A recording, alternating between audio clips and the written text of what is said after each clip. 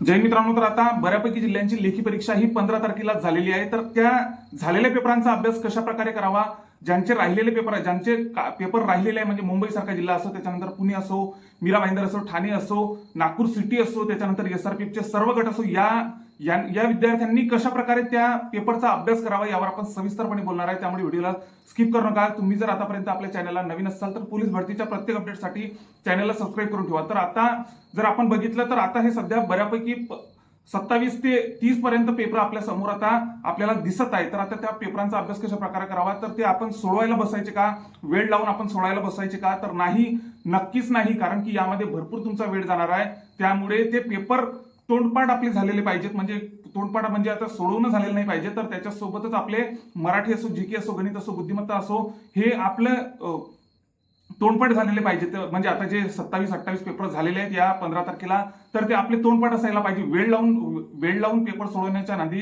लागू नका. जितके तुमच्याकडनं ते पेपर जितक्या वेळेस वाचणं झाले, जितक्या वेळेस पाठांतर झाले, तितक्या वेळेस तुम्ही पाठांतर करण्याचा प्रयत्न करा. सोबतच आता आपण या पेपरांचं जर अनालिसिस केलं तर आपल्याला एवढंच आढळून येते की हे मागच्या वर्षीचे म्हणजे मागच्या भरत्यांचेच प्रश्न यामध्ये बऱ्यापैकी समाविष्ट झालेले आहेत. तर मागच्या जितकं तुम्हाला आतापर्यंत झालेले पेपर जितके तुम्हाला वाचता येईल तितके वाचण्याचा प्रयत्न करा.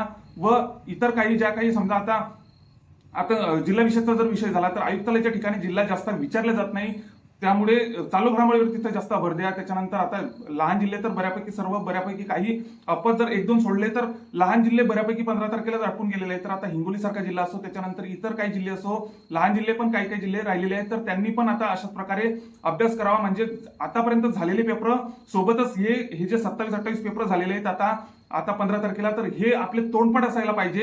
तेच पेपरमध्ये येत असता. आपण या पेपरांचं जर अनालिसिस केलं व्यवस्थित, जर आपण फक्त मागच्या भरतीमध्ये झालेले म्हणजे मागे भरतीमध्ये झालेले जे पेपर समजा फक्त तितके जर आपण प्रिपेअर केले तर आपल्याला नक्कीच या समोरच्या भरतीमध्ये फायदा होईल. जय हिंद.